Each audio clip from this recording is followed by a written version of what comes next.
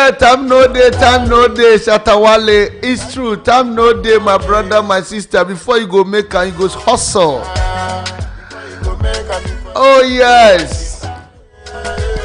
Like I said earlier on, I have a big man in the studio. Yes. In Africa, when we say big man, the definition is different. But for us at African Parrot, when we say a big man, it means a lot. The man is touching the hearts of so many, touching the lives of so many kids. And I've been doing this for the past 24 years and still counting. Oh yes, and you'll be okay. And I remember during one of the presentations, he made a statement, and I stick in my head. I used to do some, but I think he's gingered me more. And ever since he said that, I've been thinking through always, and I'm trying to do more.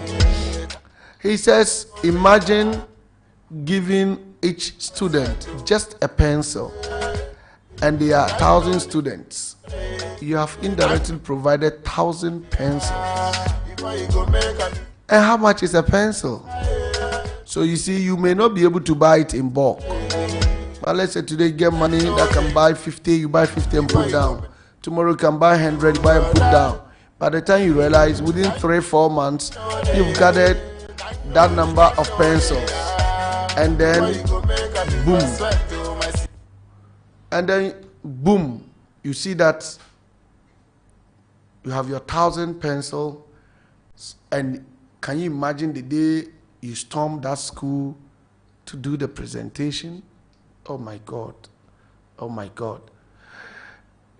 The last thing that touched me so much, or the most recent one too, was when we visited one of his schools to donate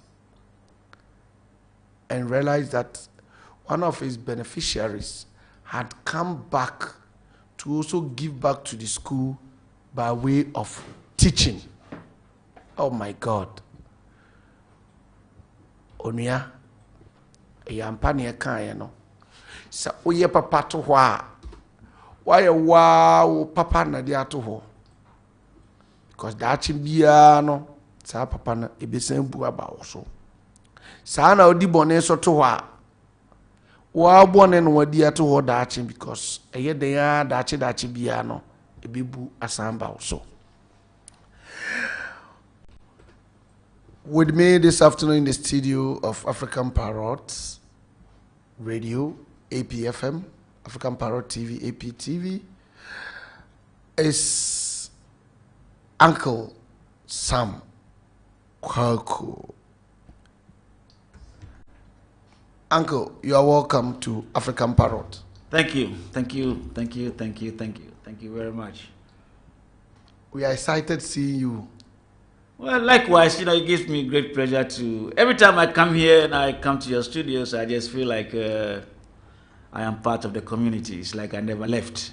Even though I would leave and go back and do what I do, it's still nice to come back and then chat with you and see things that are happening in the community and also things that we can do to enhance things that are happening in the community. So I'm just glad I'm here again to have a little chat with you. Yes. The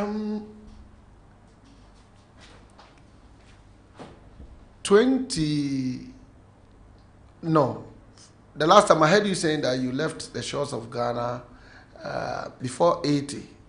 Yeah, I left in 1974. I left in 1974. Okay. 74 to 2020. Any difference?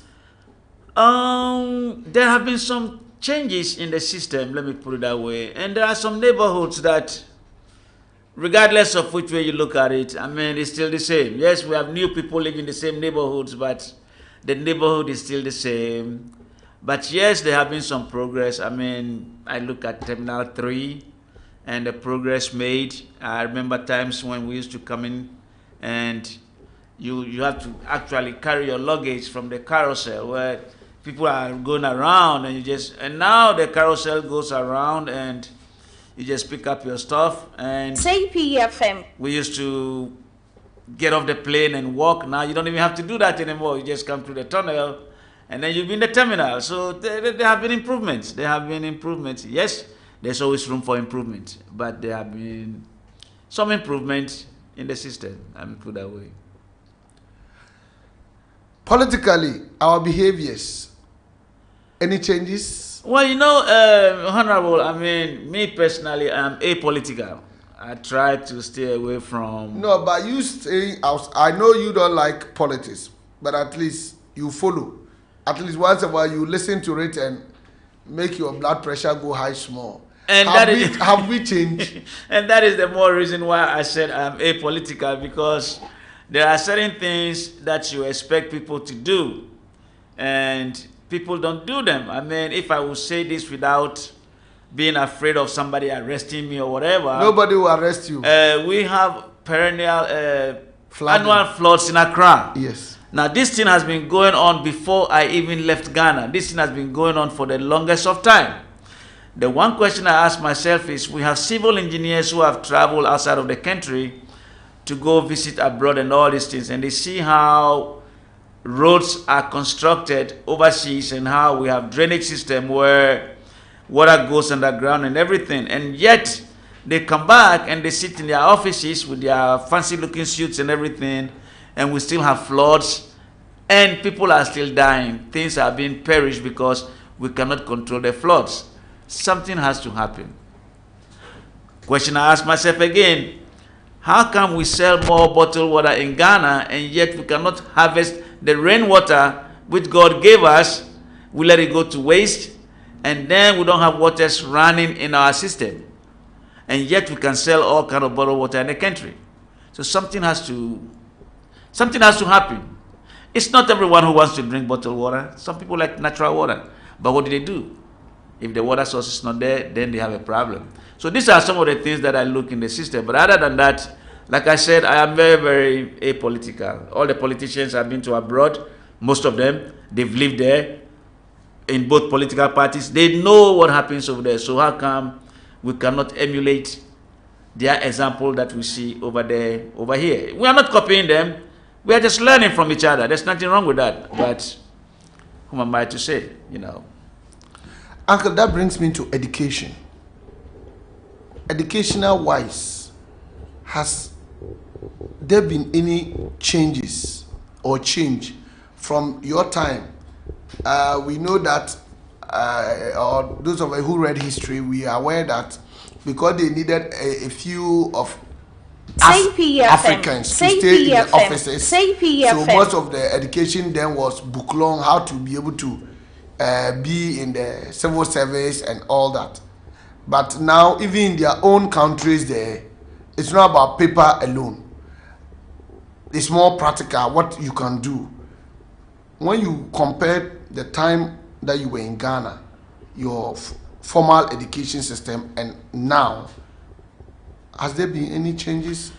Yes, like you said earlier, in the old system where we are doing this, it was more of a theoretical thing. Even those of us who did science, laboratory experiment was minimal. Most of the things that we did, we read in books, and then it was a matter of just reading and then going back and then regurgitating everything that you read to pass a test.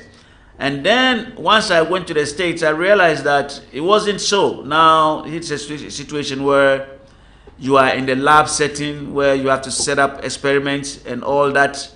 You do your hypothesis and everything, and then write things down based on the results that you will see. So there was a thing of you develop your critical thinking skills, and that is what we lack in here. Also, we believe that because one goes to school and one learns how to read and write, then one is educated. After this many years in the States, I realized that education alone does not encompass just reading and writing.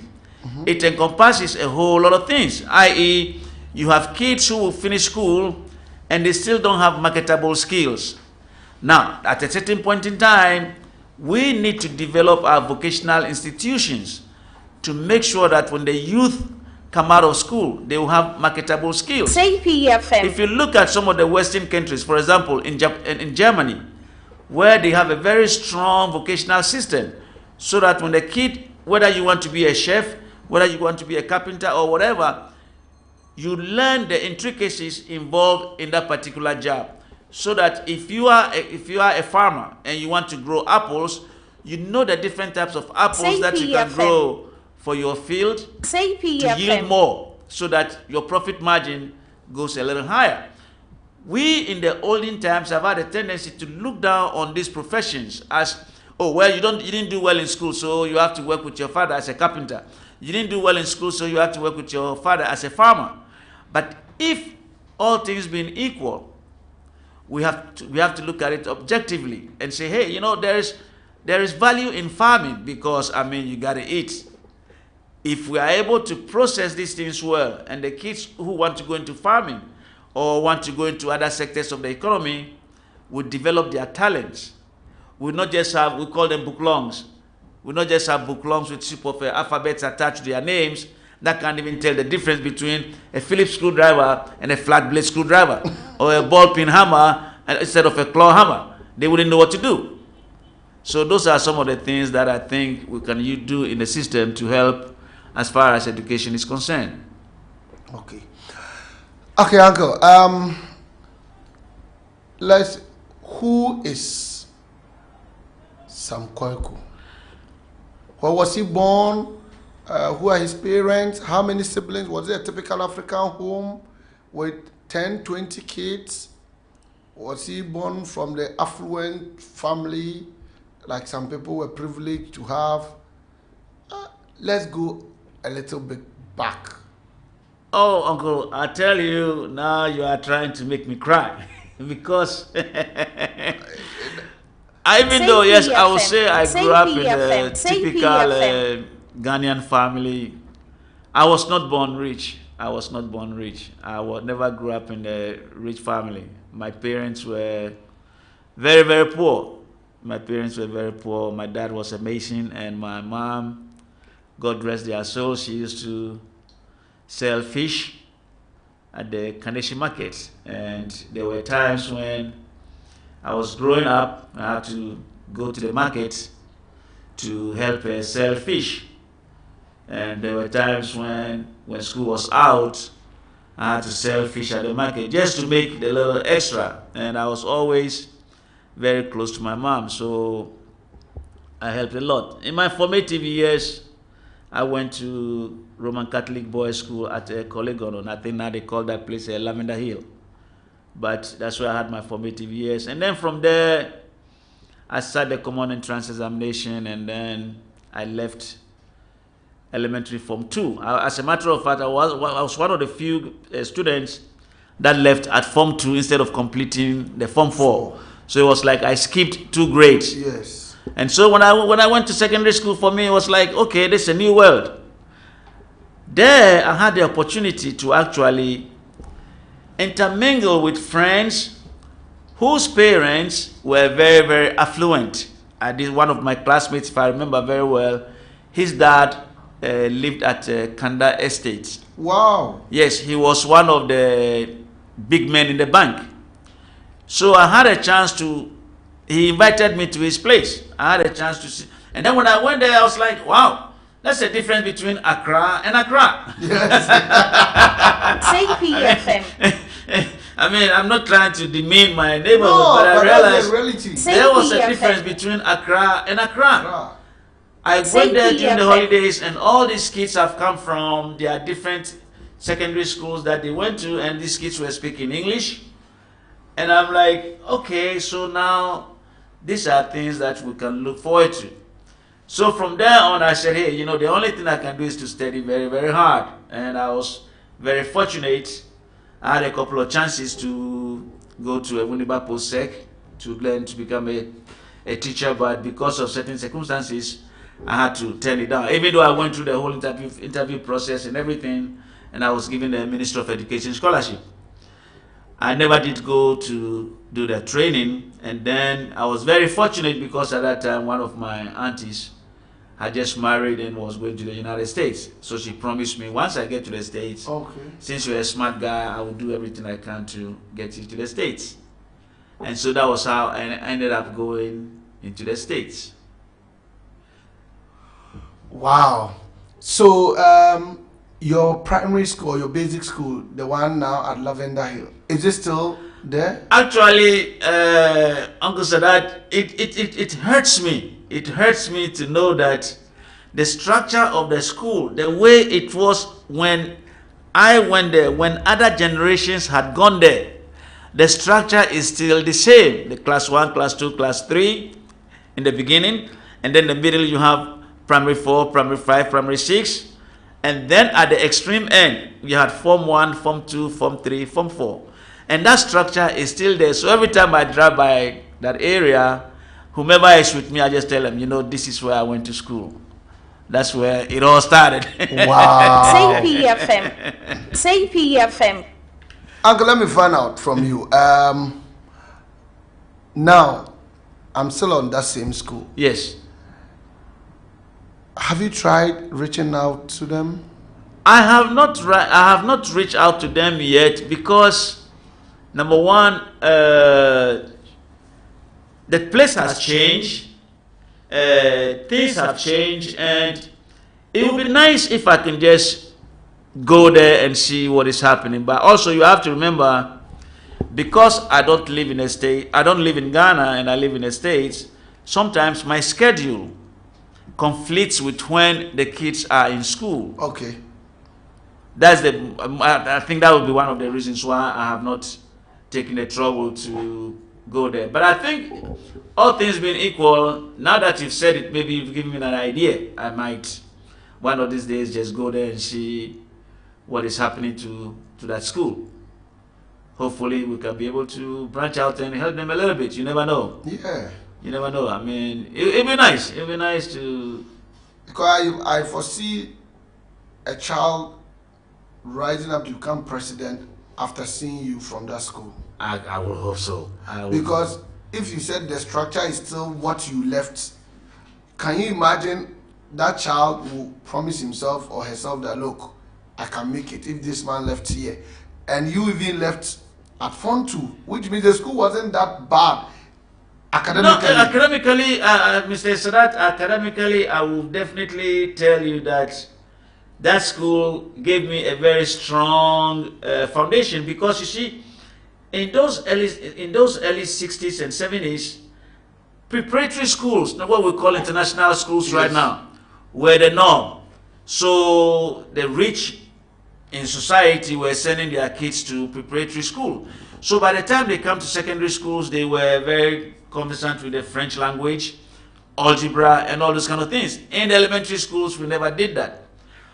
But because of the foundation that I had, when I transitioned from elementary school to secondary school, it wasn't that very difficult. Yes, I struggled a little bit, but once I was able to get the gist of what was going on, I was able to catch up real quick. So yes, the foundation that I received from there was very, very good. I can definitely assure you of that. It was very strong.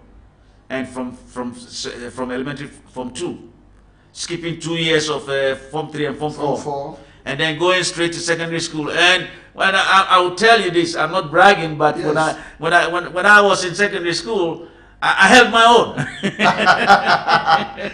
You made sure that your name was always at the top there. I held my own. I can definitely assure you of that. And if you get a chance to talk to some of my classmates, they will tell you, yes, I was the smallest kid in the classroom, but I held my own. The son of the fishmonger and the carpenter. Yes, I held my own. But where was the fishmonger getting her items from? My mom? Yes. Oh my goodness.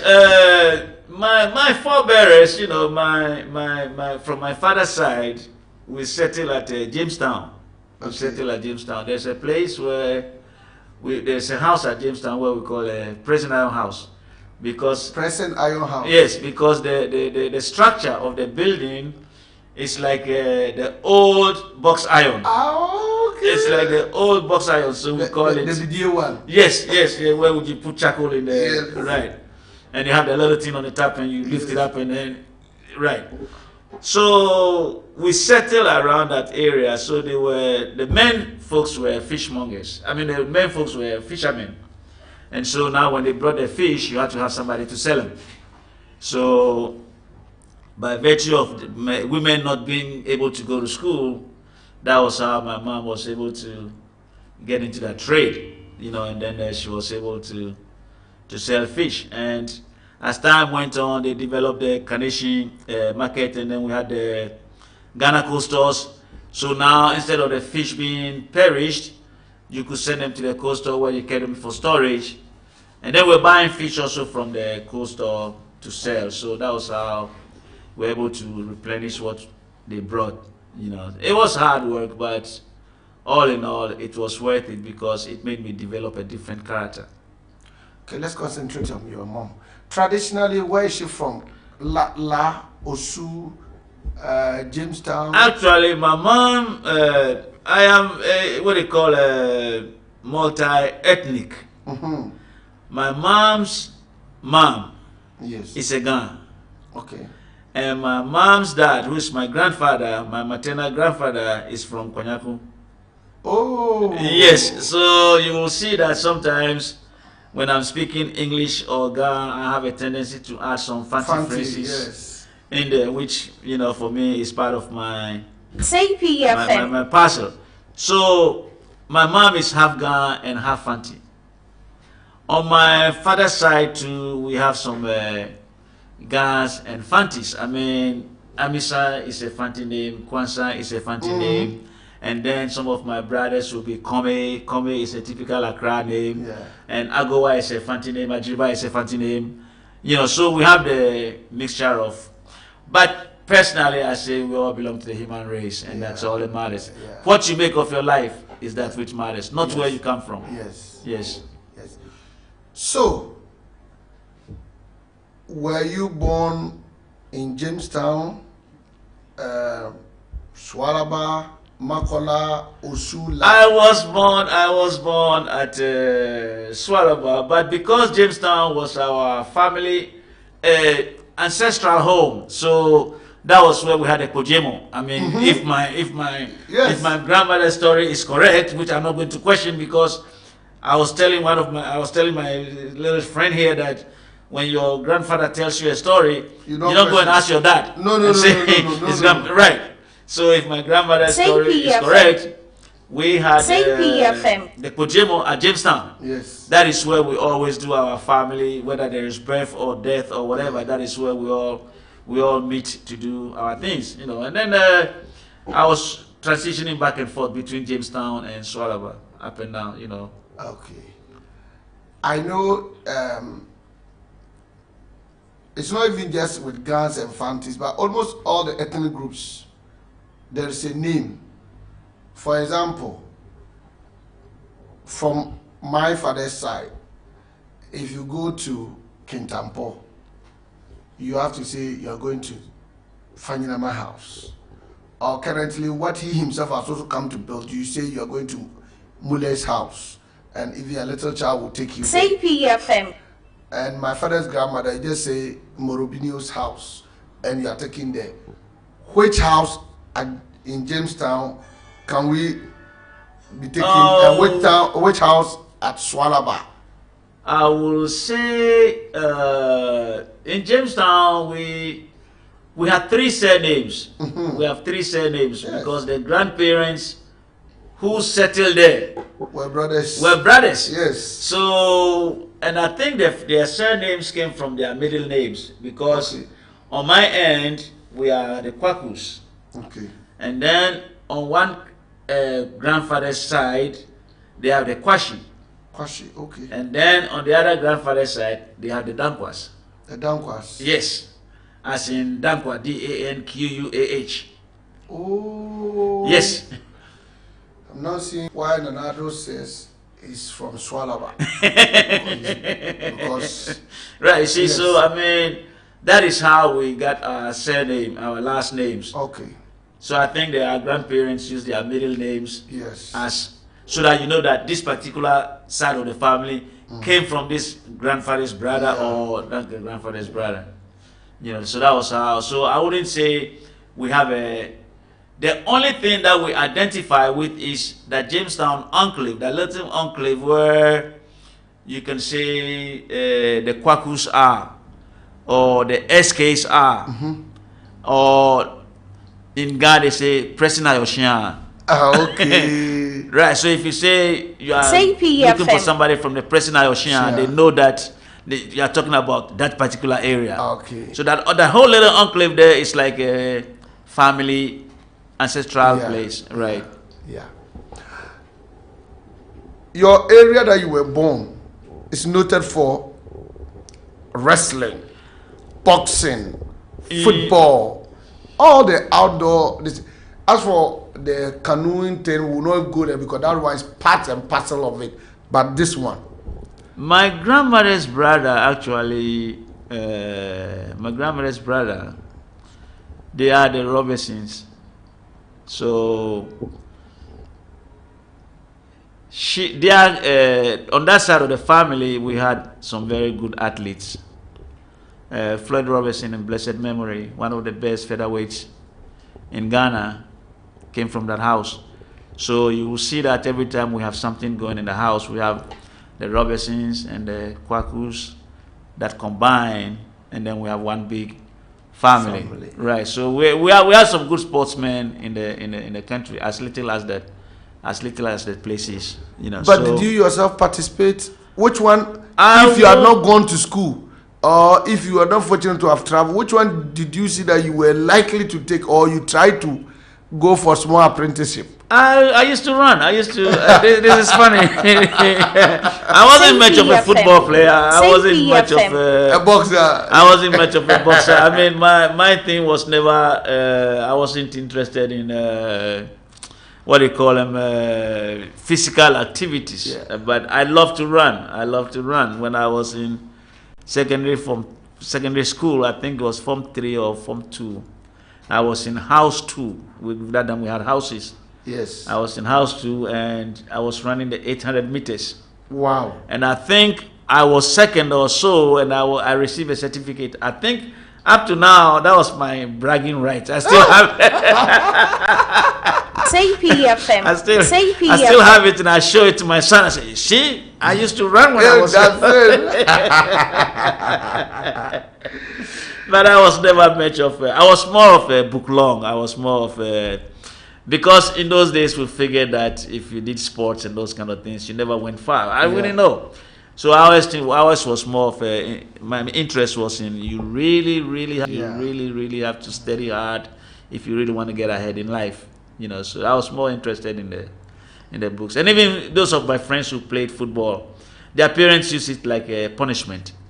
Okay. You can't go and play football today because you didn't do your homework. You can't go and play football today because you're going to break your leg. You sit still and steady, you know. So that was how it was. Yeah. Once during a conversation, you made mention of how there was banku in the morning and there was banku in the afternoon.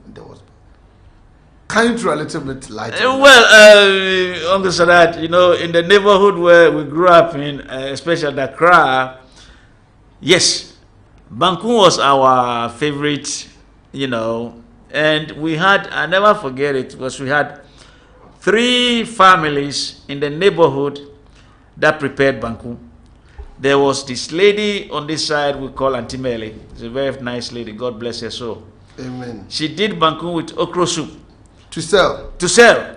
So okra stew. So in the morning, that was what you had, because hers was ready by 8 o'clock. I mean, people were lined up.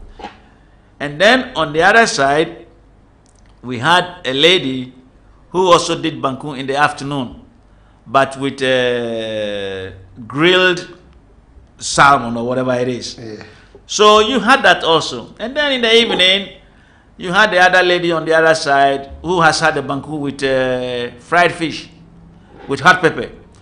So regardless of which way you look at it, Banku in the morning, banku in the afternoon, banku in the evening. It really didn't matter.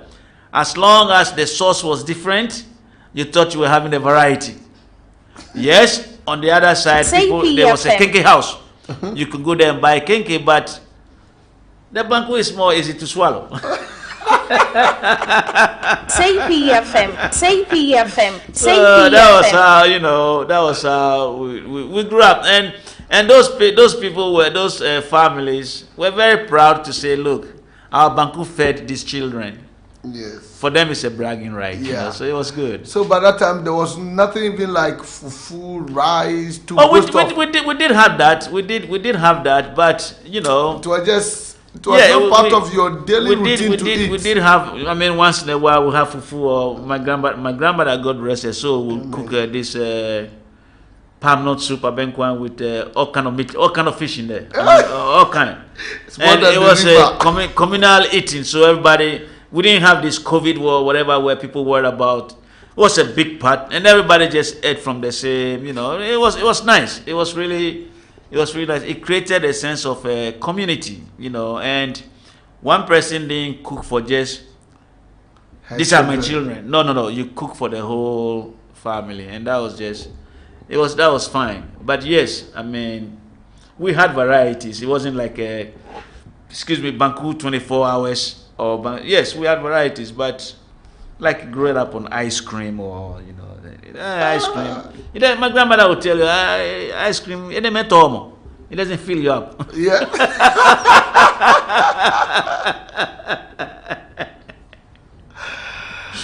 Say PFM. So how many kids PFM.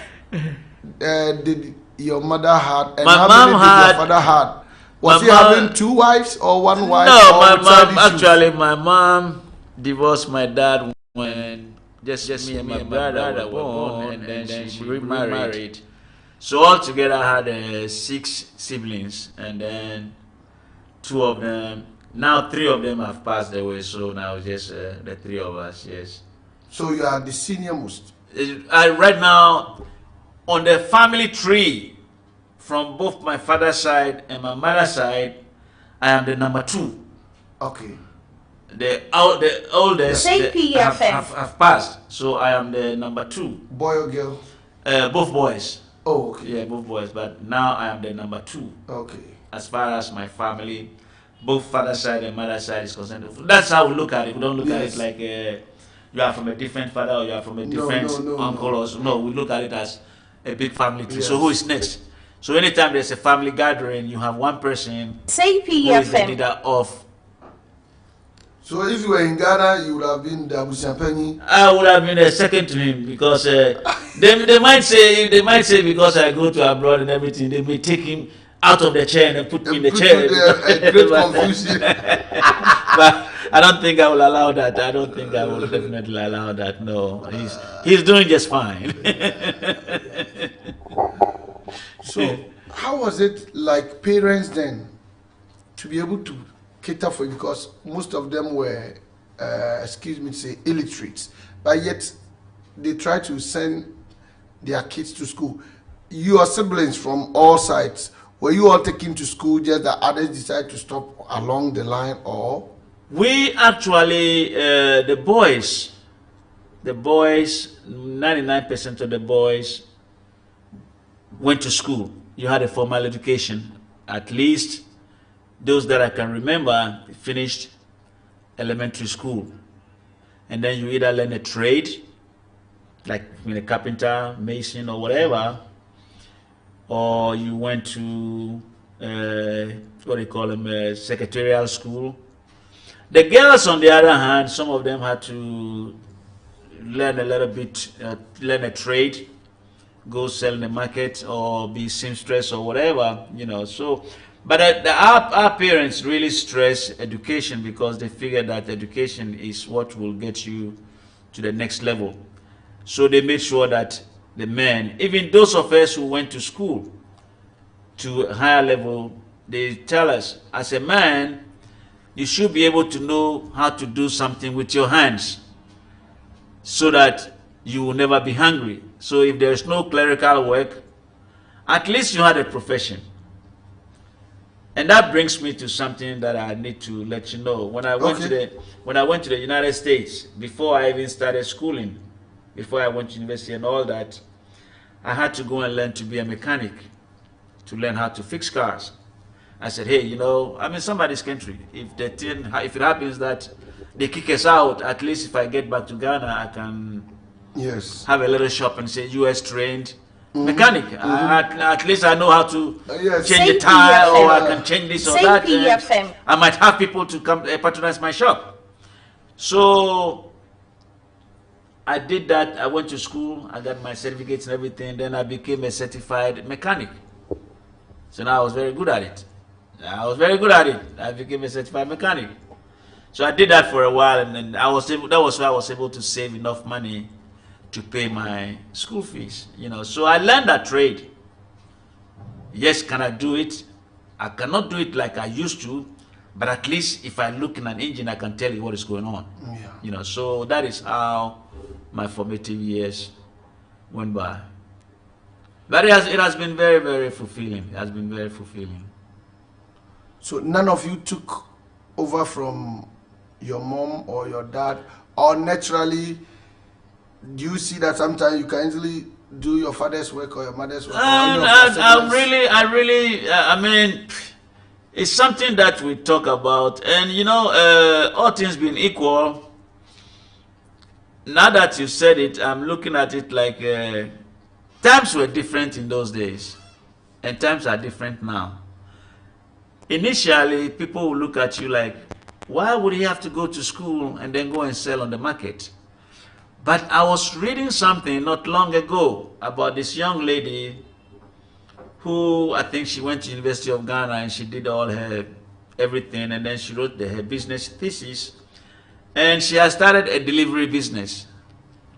She goes to the market to buy all these foodstuffs, and she had people that actually are riding bicycles and motorcycles, and they deliver these products to these ladies who, instead of working, will leave their office early so they can go to the market and go and buy these things. So now, instead of them leaving the products to them. Yes. Now, can you imagine if she, in those days, the first question would be, but she finished university, why is she at the market selling? Even now, it's there. I had similar problem with my father. You see? Yes. People ask you, what's wrong with her? With all this book knowledge, she's selling the market. But maybe because she went to school and got that book knowledge, she's able to incorporate that into the bigger scheme of life. That's it. To know that, hey, yes, I can do the delivery service instead of these people leaving the offices to run to the market to buy food to go and cook at home. Yeah. I'll have the delivery service. She has provided jobs for these people who are doing the delivery. Yes. You know, so these are some of the things that we say 2020 is hindsight. If we knew these things already and we have developed them already, the stigma of people, you know, you understand what I'm saying? Yes. It's a cultural change. Yeah. If we can do that, you will see that there is dignity in labor. That's it. And you are making a honest living. Yeah. And that is where, in America, we say everybody wants to die, but nobody wants to go to heaven. Everybody wants to go to heaven, but nobody wants to die. Now, you can't go to heaven if you don't die. If you want money, you got to work for it.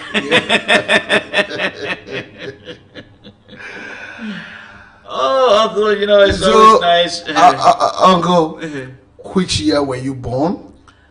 I was born on the 7th of August, 1949, you know, and... 1949? Yes. Say PFM. Oh, say just PFM. Around say PFM. The time Kobra Bonny was shaking the British in Accra. God has blessed me with... Wow. God has blessed me with good genes. I go out and people look at me, and when I tell them my age, they look at me like, you can't be. I remember one time, I had gone to a place with my daughter, and the guy asked her, when did you finish high school? And she said, what about if I tell you I have a master's degree?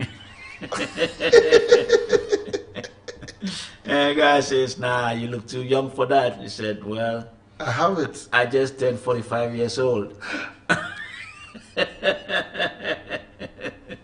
You know, now she's like, I think CPFM. she's 46 or 47, you know, Yes. so when we are working together, you think we are brothers and sisters, the way we interact and everything. But yes, like I said, God has blessed me with good genes, and as much as I like to look young, now I can feel the old age because now I have aches and pains in my ankles. And I think it goes with the territory. Let's go to your social life. How did you meet your wife? We grew up in the same neighborhood. We grew up. I always tease my daughter. I said, when I was growing up in the neighborhood, because of school and everything, everybody wanted me to. They wouldn't say we want you to date our daughter. Or right. But there were people in the neighborhood who were very close to my grandmother, and they always talk about my grandmother. As for this, your grandson. You know, he's as for this, your grandson. They always talk like that. So I started dating my wife when we were young. You know, we all grew up in the same neighborhood with the brothers and sisters and everything. If anybody had told me I would have married her, I would have said you guys are crazy. But you know, things happen. I mean, things happen, and then we got married. You know, she's there with me in the United States. Which year was this? This was, I think, 1971. Okay, that was before you even left Ghana. Yes. Wow. I started early. But you were working in Ghana before you left. Yes, I was. Can you tell us a little about that? Yes, when I left, before I left Ghana, I was working. Actually, we did the 1970 population census. Okay. We did the 1970 population census. We went around. I was part of the enumerators. Okay. They call us enumerators, and Yes. they give you a book. Let's say we came to this Medina area, and they will give you the direction, the name of the streets, this main road, that main road, and that they will give you the landmarks. Yes. Like Community Bank, Yes. house number, district, Yes. and so now you went into the area to actually count the number of houses and people who lived in the area. So we did that, and then we tabulated all the figures. So I was part of the 1970 population census program, and then from there, the pay was not very much. It was like 37. They paid in those days. They paid us 37 cedis and 50 pesos, and they paid us cash. CPFM. So at the end of the month, you went in the accounting office and you signed the voucher, you know, and then they counted you. Oh, so it wasn't that in just a month. It was for a whole period of time. Yes. So they paid us. They paid us monthly. Okay. That was in the civil service. They paid you monthly. Okay. They paid us cash. You went in there, and a payday, the accountant is very busy. Everybody's lined up at the end of the hall. They call your name. You went in, Mr. Sadat. Okay, yes, sign here, sign here, sign here, sign.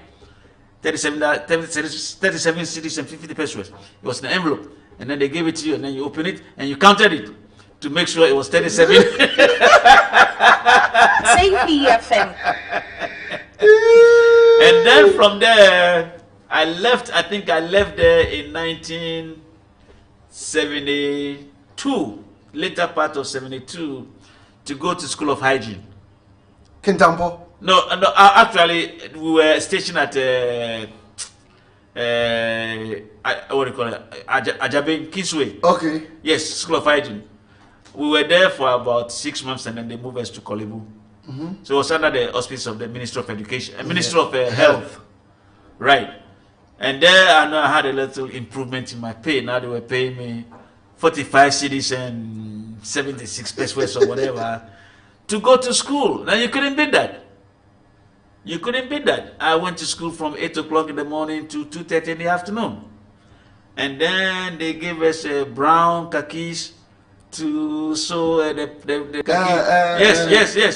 So you were tankers. Yes, we were still the old British system. Yes. So we were learning how to do all these kind of things, and then I didn't have a chance to finish, and then I left for the States. But between that time, my wife was pregnant. So my daughter was born like 74 of August, and then in September I left for the States. Oh, okay. Yeah. Wow. Yeah. Wow. So how many kids? Oh, uncle, 2 kids is good enough. 2 is Typical good. Ghanaian African man, 2 kids. I think that this way, if I have my small bowl of gari, they don't have to fight over it. Say PFM. They will not have to fight over it. They can share, you know. So 2, I think 2 is enough, you know. And you didn't get any backlash because of our cultural setting and all that? I've had people question my judgment as to why I should just have 2 kids. As a matter of fact, one of my in-laws, I think it was at a family gathering or so, said, "You made your wife's children get stuck in her stomach." And I look at her and I just laughed. I was getting ready to give her some good reply, but I was like, Say PFM. I was like, no, you gotta let it go. You gotta let it go.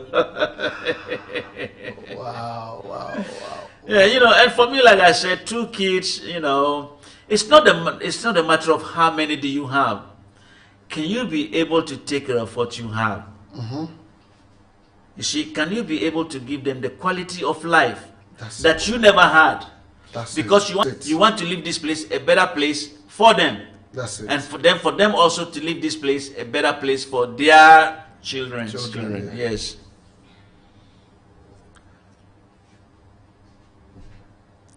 How you spoke about your auntie who got married and said, "Look, I'll take you along." But how did it happen? Those days, was it like now that we all go to queue for our visas? And how? Well, she sponsored me. She sponsored me. Actually, her husband at that time was working with the Institute of Gas Technology in the States. So the husband sponsored me to come there to go to school.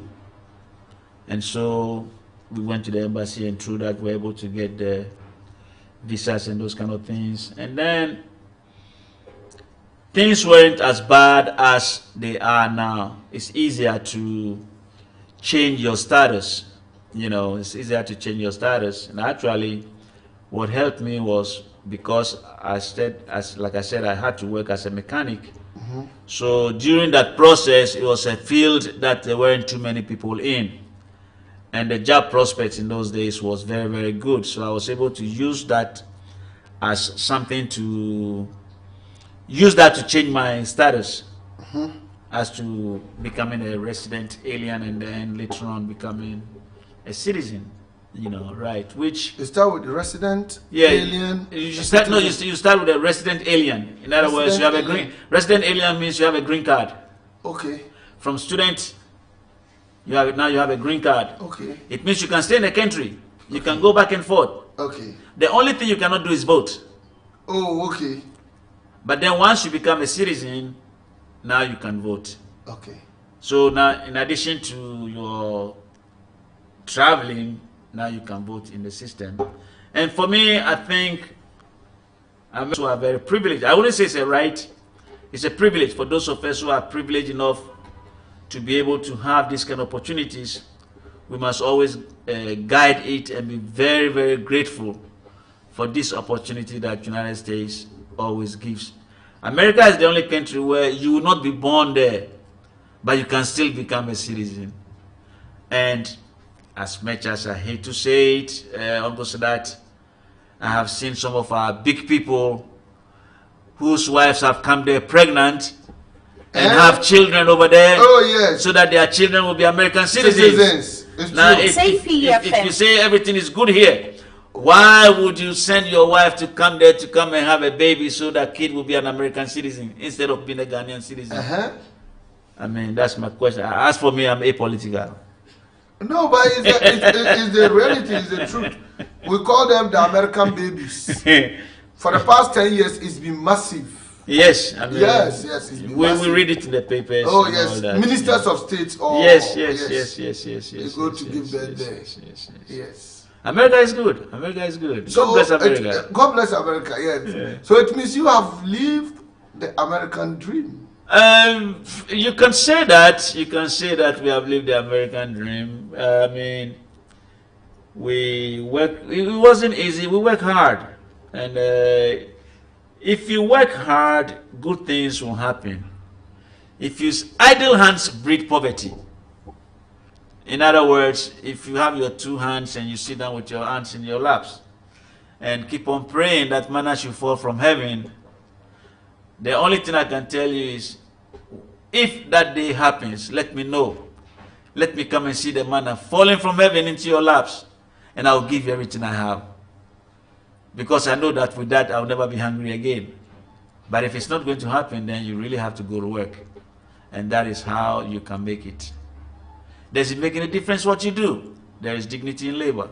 And that's just the way we see things. Life in America. Life in America was not very easy. First, there's a cultural change. So there was a cultural shock. Yes, cultural shock. You know, things were different. I mean, Uncle, before you go further, can you remember some of the real shock that you had of your so life? that now you are making me embarrass myself. Oh no, Uncle, we need to share it. You are making me embarrass No, myself. no. We did it. I remember getting off the plane at JFK Airport, and I was holding my luggage, and I was standing in front of the door, and then the door opens, right? I didn't know there was a sensor up on the roof which would tell the door that there's somebody standing in front and you have the luggage.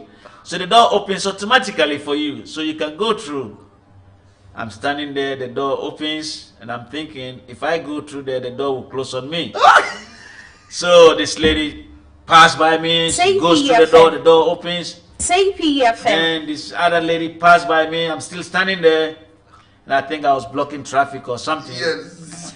And I took off so fast. I went through the door, and then I stood back there and I looked at it and said, only in America. Say PFM. Wow. So that I'll never forget this until I said, only in America the door opens for you. I mean, I'm used to it. Was vending machines. You know, we have vending machines. Yes. You can Coca-Cola, Sprite, and those kind of things. These vending machines gave you change. So if you put in your dollar or if you put in your 50 cents or whatever, if the thing is 35 cents, you press the button and it gave you the exact change. You know, and I'm like, wow, this is different. I mean, Makwala, they will even try to raise back on you. You know, I'm like, wow, this is complicated. Now, how do I manage to learn to live in the system? Yeah. Then you start learning their ways. You know, if you go to Rome, you do as Romans do. You change with what you have. You don't let that change determine your future. But you deal with it and deal it to the best of your ability to make sure that, yes, you can cope in the system. You know. So, from your apprenticeship as a mechanic, now 10 master mechanic, made some money. Did you go for further education? After a while, I went home and I said, you know, actually, what they call them, every summer they give opportunities for people to volunteer in the schools. Okay. So I volunteered at one time in a school, and I came home and I told my family, I said, I think I like this teaching business. I think I found my calling. So I said, I have to go back to school. So I went back to school, I went to Johns Hopkins University, got my Bachelor of Science. Then I went back to get my Master of Art in Teaching. You know, and then I became a school teacher, you know. It's been worth my, you know. Yes, so yes, I work as a matter of some of my friends, when they realized that I was teaching school, they thought I was teaching automotive technology. Okay. Right, but they didn't know I was teaching math. And some people that I work with, when they heard that I was teaching math, the one comment one of them made was, I didn't know he was that smart.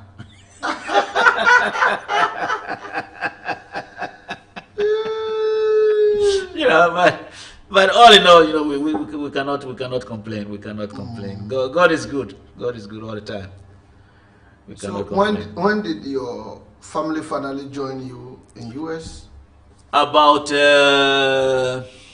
29 years ago. Wow. About 29 years ago, and they all came down.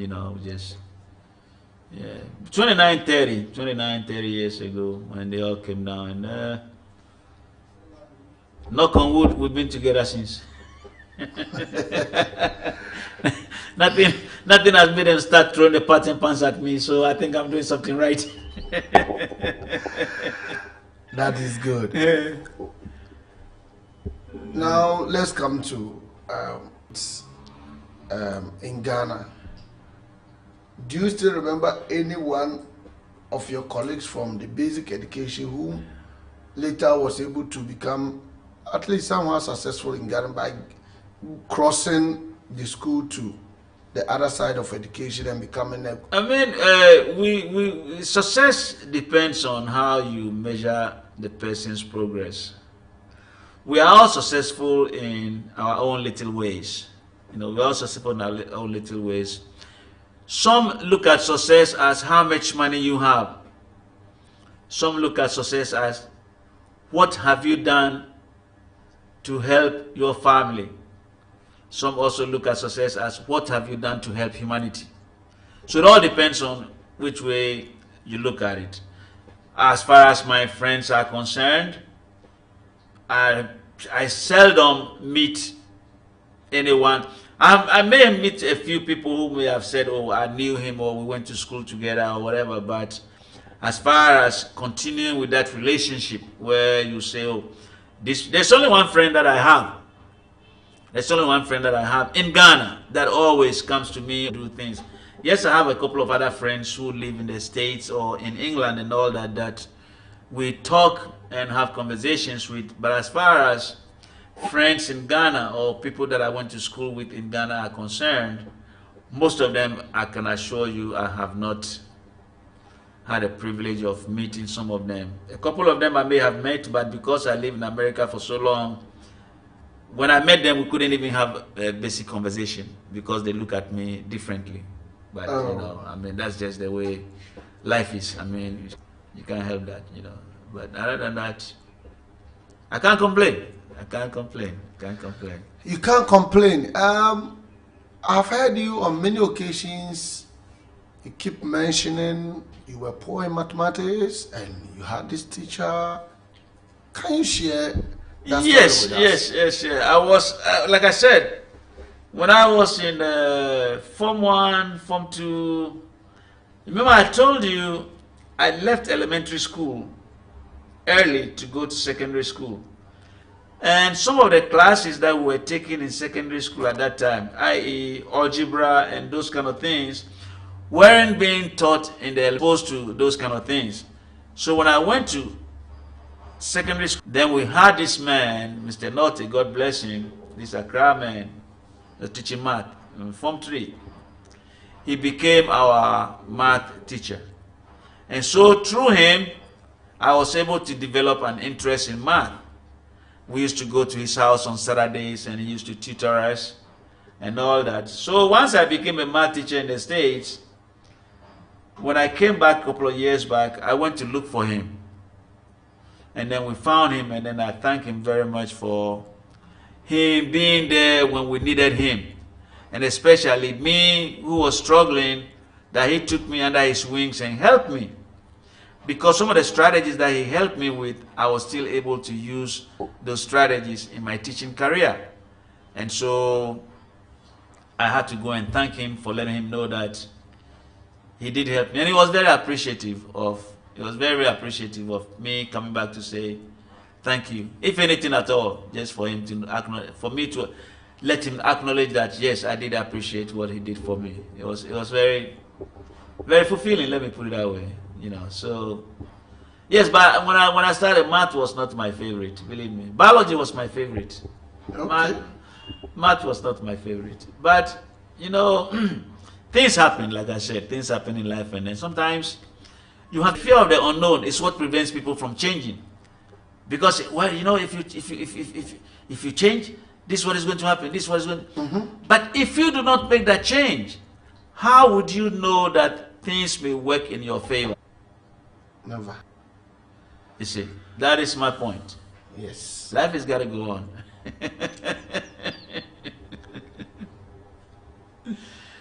What prompted you to start this donation? How did it all start? Well, first, let me say, I thank God really for giving me the strength and the energy to be doing this. And I thank God for opening this opportunity and the foresight to be giving back to society. And also I thank God for giving me good people who have seen the wisdom in what I do to offer their support in making all these things possible. I've always, an astronaut may want to go into space, may have the best minds, but if he does not get that support or someone making the spaceship, he will not be able to fly into space. So I started this maybe 21, 22 years ago on a very small scale. We had gone to a friend of mine who is not here with me. We had gone to a school that she was affiliated with, and I saw the need in the school children. And so when I went back to the States, this is how God works. When I went back to the States, a lady that I knew whose son goes to a very private school came to me and said, "Hey Sam, you know, you teach school. So my friend and my son, they've done a project on Ghana. So why don't you come and talk to the kids about Ghana? Because you teach school, you know how to stand in front of school children and talk." So I said, "Okay, no problem." So there I was all dressed up in my Ghanaian outfit with my little drums and everything. So after the speech, I told them about Ghana, school children and all that. I showed them a few pictures. And then the lady who organized the program asked me, "So what can we do to help children in Ghana?" And I said, "Oh, I know a school in Ghana where, you know, the kids are very, very deprived. I've seen kids chewing the end of pencils, like using it for sharpness. We did that when we were little kids." Yes, we did that when we were little kids. Yes, just for you to be. And so she said, "Okay, we may have a program where we can try to help." So I was sitting at home one time, and this lady called me and said, "Hey, we have a few supplies to be sent to the kids in Ghana." So at that time, I did not even have the privilege of coming to Ghana. I came back the following year, and we went to the school, and I took pictures of the children. And then I went back to, when I went back to the States, I showed it to these particular people at this particular school. And they were like, "Oh no, there's more we can do to help." Wow. And so that was how I started. Say PFM. Then at a certain point in time, I was shipping all these things to Ghana and coming to Ghana to deliver these things to the children. The children were very, very excited. They were writing letters. I had an exchange program where the kids from my school were actually writing to kids at this school, Emmaus Methodist, and the kids were corresponding with each other. Now, Uncle Sadat, God is good. God is All good. the time. All the time, God is good. From 3 boxes, this thing became like 10 boxes, 11 boxes. Now it's costing me money to ship them. I'm a poor guy. So at one time I told these people that, "Look, instead of you guys buying all these school supplies and bringing them to me to ship to Ghana, maybe I can buy these things in Ghana, save you guys a lot of money, save myself a lot of money, and we can just buy these things there and save money on shipment." And so they asked me, "What foundation do you have that we can put this thing in?" I said, "I don't have a foundation for me to buy supplies to the children." They said, "So we have to make these checks payable to you." I said, "Yes." And God is good. They the started time. making these checks payable to me. And so now there has to be accountability. I transfer this money to Ghana. When I come to Ghana, I'll buy everything that we need to buy, have all the receipts, We'll take pictures of the things and everything. And then when I get back to the States, I'll give them a report. These are the people that helped me out. These are the things that we bought. This is it. And you can see the evidence that these things are there. And so the problem I've had at one time is someone trying to say, well, because you are in Ghana and these people don't see you, who cares if I take a pencil? I say, you can't do that. I said, no, you can't do that because it is for a purpose. Yeah. And believe me, there is not going to be any extra because every child in the school is going to get something. I've had situations where teachers have questioned me as to why I will not let them do the distribution and me doing the distribution. Like, you are the big man, you don't have to do it. We started from very humble beginnings. And now, from one school, we did 2 schools. Now we have done 3 schools. Who knows, we may do 4 schools next year. I don't know. I mean, I'm just happy to do my 2 little bits. Yeah, I always see that you are happy to do it. I'm a happy man. Honorable, let me tell you something. Everybody can say they are happy. They are not happy. Okay. It's not everyone who is happy. Out of 100 people, you have 5% of the 100 who really love what they do and they get paid handsomely for that. Yes. Their career only lasts 5 years. They are athletes. Okay. You have another 5% of people who will go to work because they don't have any choice. They will go. As miserable as the job is, they will go. You have 75% of people that they are stuck in one place. This is it. I'm working at the post office. I'm not going anywhere. I'm the postal clerk, and that's just the way it is. He's happy with it. And then the last 2%, they are very, very happy doing what they do, regardless of how much you pay them. And that is, you find satisfaction in what you do. So instead of complaining, you find solutions to problems. And you got to keep on. Once you solve the problem today, let's worry about tomorrow. You cannot dwell on that problem. No, the kid has a problem with the pencil. Let's get him a pencil. Kid has a problem with getting the eraser. Let's get him that. Tomorrow. Wow. Say PFM. In fact, Uncle, you have mesmerized me. Not really. I mean, we try to, you know, like I said, I mean, we want to leave this place, this world, a better place for our children.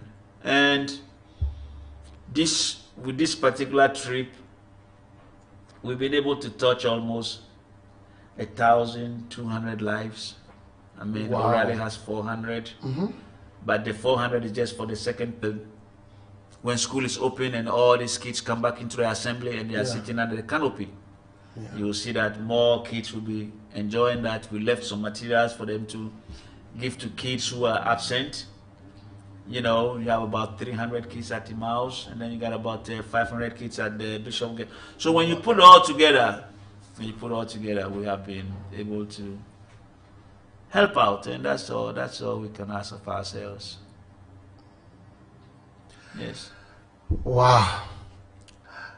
Uncle, let me let you pause more. Let me go to my sister Josephine. Josephine, train we no ben when him ho.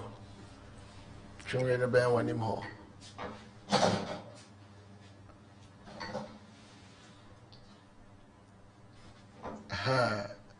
Ikaka mutubino.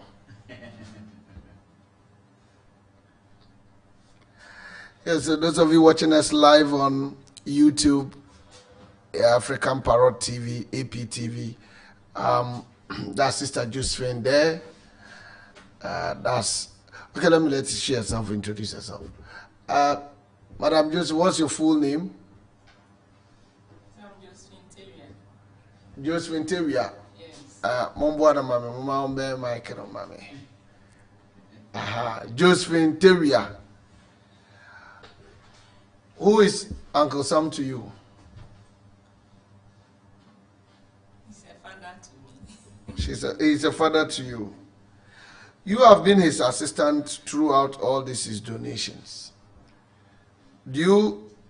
What have you picked from it? I mean, Osha, then pa na o papa no onye free ade a wo ye nyina mu.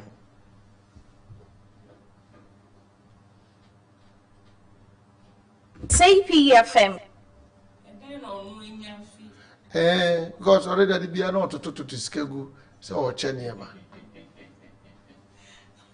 O ye die kuro ma sika ho ya die uzo bi yes o to skegu.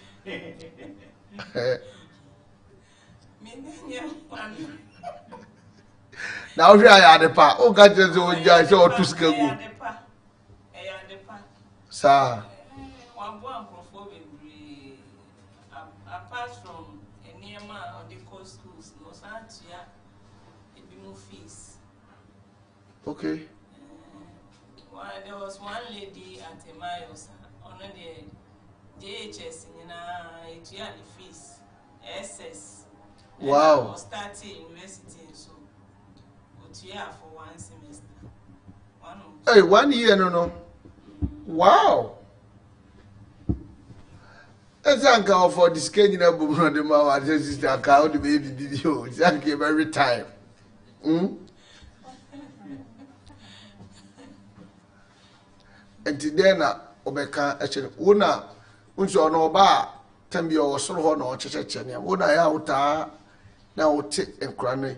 Then I'll be to me, Aka, actually, no, I be shannon crying, obeying more. To me, I can't say. Yami Shran, no cost or I can see. Na money and shed a nipa eka and I do be a nipa reactions are because we didn't pay here.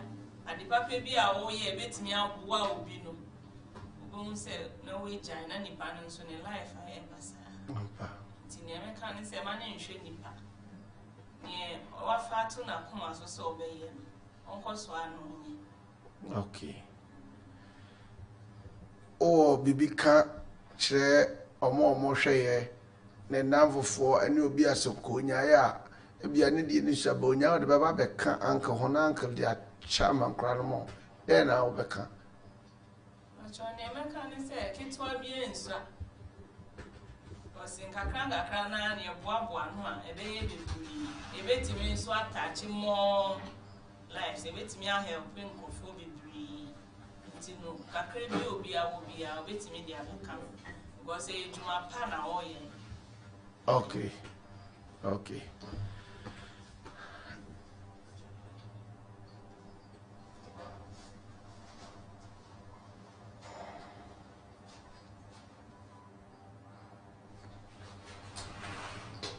Okay, Uncle Sam.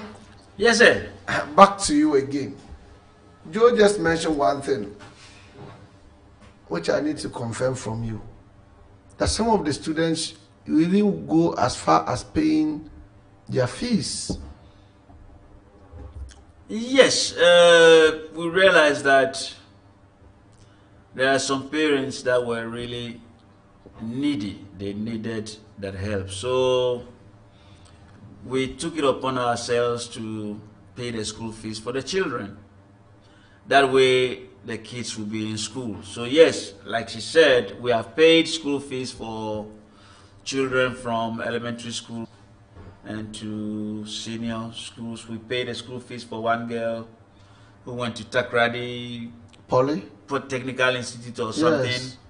Yes. We paid for school fees for this girl who went to the university. Currently, we are paying school fees for these two twins that we met last year, whose mom passed away or something, and the dad just couldn't care less about the kids. So the grandparents, the grandma actually is taking care of the kids. So when we heard about it, we said, you know, the best thing we can do is to help the grandparents. So we paid the school fees for last year, and then yesterday, as a matter of fact, we went to the school again to pay the school fees for the 2021 academic year. I don't appreciate it when people kneel in front of me and thank me, because I only kneel to one person. And yes, and so please don't kneel down in front of me. And for me, I find it a little bit dehumanizing. So I did explain it to her. But yes, we paid school fees for children. And it's not like you do this and then talk about it, you know, because all the fingers are not equal. If we are going to do it, and I paid his school fees for him, I paid her school fees for her, then really you are not doing God's work. Let's just do it because it is the right thing to do. Yes, so like she said, yes, we have paid school fees for students who are in need. And we are hoping to continue. You know, we never know what's going to happen, because if we can pay the school fees for one child and that kid becomes a medical doctor and saves a life, that is one less life you have to lose, and that alone is enough. Wow. Big time lesson. Your brother, your friend, Uncle Wilbeck, how did it all start? It all started from when we were in secondary Form 1. Like I said, we all knew now you have to make new friends. And he was maybe 1 year older or 2 years older than me. A little matured. So we became good friends. I mean, we in the same class. We were in the same classroom, you know, in the same boarding house. Yes, we were in the same boarding house, in the same classroom. And so we became like steady partners. Okay. We went to study together, you know. And then through that, we became very good friends. Now, at one time, he grew up in Ho. Okay. He grew up in Ho. And this is very funny, Uncle Sadat. I used to be a member of the Voluntary Welcomes Association. Okay. I used to be a member of the Voluntary Welcomes Association. So, at one time, we had gone to a camp at Chito Audome. Chito Audome. Yes. Chito. We were building the high school. Wow. The headmaster at that time was Mr. Wheeler. He was a German guy. But I was part of the school, right? So, he was at Ho at that time. So I said, okay, let me take the transport. We took a metro bus. I think it was 10 cents or so. We got the bus, and it took us to Ho. I mean, this was a big deal. So I went to Ho to visit, and then his uncle had a store. So we went to the store and asked for him. They said, oh, you know, nobody gives you direction. They take you to the house. Yeah. They took us to the house, and there he was. So for him, it was like, wow, this friend of mine comes all the way from Accra to come and look for me. So it was really, and I was with friends. Yes. And the way he received me, you know, it was just wonderful. So I said, no, this guy is a very good guy. So from there, we became very, very good friends. There was a guy in my neighborhood who was very good at cutting hair, barber. Yes. So he needed somebody to carry his hair. I said, look, come to my neighborhood, let's go. I get my man to cut your hair. So for the longest of time, every time he needed a haircut, he came there. So we became inseparable.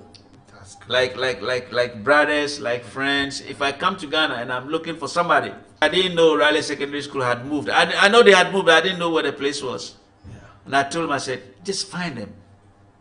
Then he went there, he found, he said, look, I haven't. So how about if we go there so she can know that I really talk to you. Yeah. And that was how my relationship resumed again with O'Reilly. Okay. You know, but he has always been there for me. Let me put it this way. He prays for me, he tells me. Yes. Yes. Yes. You know, so no, we have been friends we are more than friends. Yes, You know? yes. And you see that at the presentation, Yes. I gave him something. I gave him, the mask, the face mask, the Yes. material we use for the face mask. Yes. I made a shirt out of the school Yes. uniform for him, just Yes. for him to know that I really appreciate, Yeah. Yeah. everything that he does for me. But no, we are very good friends. We are very, very. My mother, Mama very, Monica, very good.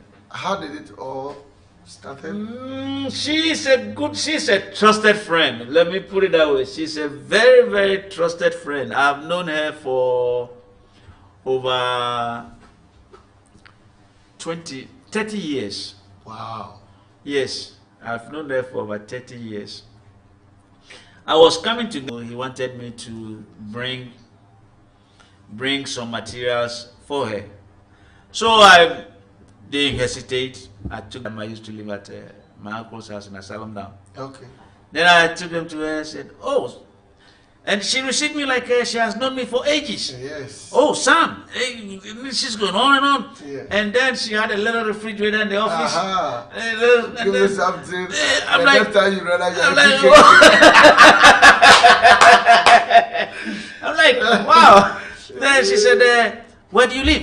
I said, "Oh," I gave her the direction. She said, "Okay, at 5 o'clock." She's close from her Adabraka office. At 5 o'clock when she left work, she came to the house. She said, "What are you doing?" I said, "Oh, I'm just sitting here and relaxing." She said, "Let's go." To the hotel. So, from there, she comes to pick me up and we go all over the place. She had it all over the place, everywhere. And the one thing I like about her is she's very, very down to earth and she's always Very. willing to help. She will bend over backwards if she has to till the back of her head touches the ground just so she can help you. Yeah. And for me, it's a God-sent relationship Yes. that I have somebody like that on my side. Not because of legal reasons or anything. No. No. But just being a person. Yes. I mean, I met this lady. She didn't say, "Oh, Sam, take me to this fancy restaurant or take me to that fancy restaurant." Guess what? There is some kenke seller here. Yes. There's some fufu stuff. Let me put some yam and on There is fire some for you. kenke seller here that so it's genuine. Yes. She's genuine. And over the years, we have kept in touch. I had a little project up on the hill where I had a few little problems, and she said, "Oh, this is no problem. I can help you solve the problem." I'm not going to go into details on that, but she did help me with the problem to solve the problem and everything. And she said, "Look, I'm always here for you. I'm always here for you, so I don't see any reason why I cannot help you." But our relationship goes a long way, a long way. And for her, she says, "Once I know you forever." And for me, I think it's a privilege. Oh my God! Oh my God! So I Oh, thought, if we are in the house and I say, "How is senior prefect?" yes. I mean, he was many years ahead of me, Yes. but through conversation. Yes. So if we are at the house and It's a I say small senior world. prefect, this is the Referring to person. the husband. Yes. So God works in mysterious ways, Yes. and those are some of the things that. So no, she's a very dear to my heart. She's very. I mean, she's a wonderful person. That's all I can say. She's a wonderful person. Uncle Sam, Yes, sir. I also want to sincerely appreciate you. During this short period, my mom introduced us together. Even in the studio here, I can show you some items that when you were going, your parting gifts brought them. These ones, I got it from a friend on credit base. I had not paid him. Your parting gift made me pay him. And your next coming, you come and see other new things. All I can say is God bless you and keep it up. And I would say that let's form a foundation. Some of us will work there willingly for you. Yes. The sense of volunteerism is very important. So far, in all the conversation, you have given instances where you have volunteered. And know that through that, God has lifted you somewhere. So some of us too, we don't hesitate to volunteer. I've known my mom for the past 20 plus years. And the same story you're giving is the same story I'll give. And it's all about how she can help you develop. My first office, that's my traditional office. The first 720 Ghana cedis to be paid to my uncle, she participated in it. She really participated. She paid about 300 cedis of that money. And so at a point, every Saturday, my uncle will make sure that she get the meat. This will need to be given to her. And you know, his second wife is a fancy too. So he will say, oh, your man, and every woman I've gone out, and I'll not mention her to you. Sometimes I'll try to even send you there. And if I get new workers, she will even sometimes try to come around. Yes. Just to come and see how. Yes. So some of you, we are learning under your feet, and also to be very humble. The thing I see about her and people around her, especially you, the elderly ones, upon all the achievements, we see humbleness in you. And that is what some of us, we are trying hard to learn, to pick from you, the elderly ones. So I will say thank you very much. And God richly bless you. You may not get everybody to be telling you this, but in their hearts, you are really, really, really touching them. I made 2 donations to 2 different schools. Yeah. Through your efforts. And today, if I'm writing the back history of African parrot as part of the corporate social, I add it to it. There you go. Anything we can do to help. Anything we can do to help. I mean, so, thank I you told so you already. much. You scratch my back, I scratch your back. And just like my mother, your lunch, I will never forget your lunch. I remember when we were done 3 days ago, you know, some fish always in a hurry to. You see, it's nice. It's not just the lunch, but the camaraderie. You know, Yes. we have worked together Yes. to accomplish something. Yeah, Everyone contributed something. yeah. Everyone contributed something. And it's only fair that you must acknowledge the people that help out. So for me, going to lunch, I also look forward to it. Yeah. Believe me, if we had gone there and I'm just sitting and watching you guys eat, then it's a different story. But we'll go to church. As spicy as the goat meat is, The conversation is also spicy. CPFM. as spicy as the goat meat is, we will still enjoy it. Yes. You see, so I mean, you look at things like that, and also the way you guys receive us. It's not like, yes, you do things because of certain things, but it's not like if they don't give us this, then we won't do that. No. No, I mean, you guys receive us wholeheartedly. When we came here last year, the way you receive us and the way things were, I go online, I can check things and all that. I'm like, you know, these people are genuine. They are just there to help. you help me, and I help you when I get back, and I tell the people, go to this link or go to that link. Yeah. They can see things happening. Yeah. You know, so yes, I mean, as far as that is concerned, I mean, we are always very, very grateful.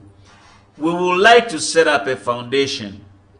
We definitely like to set up a foundation so that this should be something that can carry on for posterity. Yes.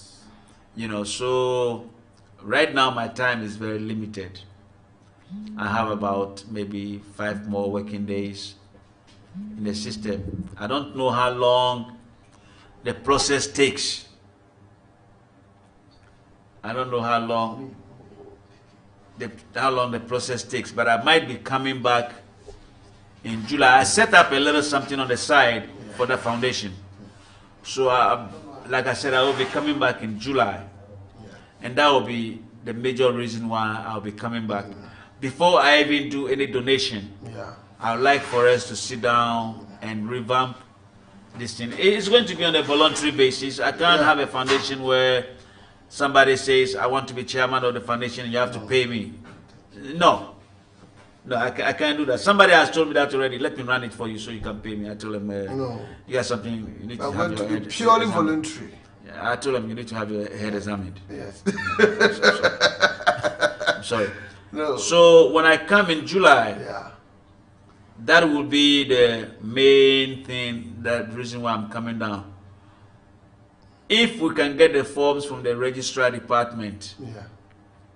I can take them with me, fill them up, and send them down. Otherwise, we just have to wait for me to come back in July, and then we will go ahead and do that.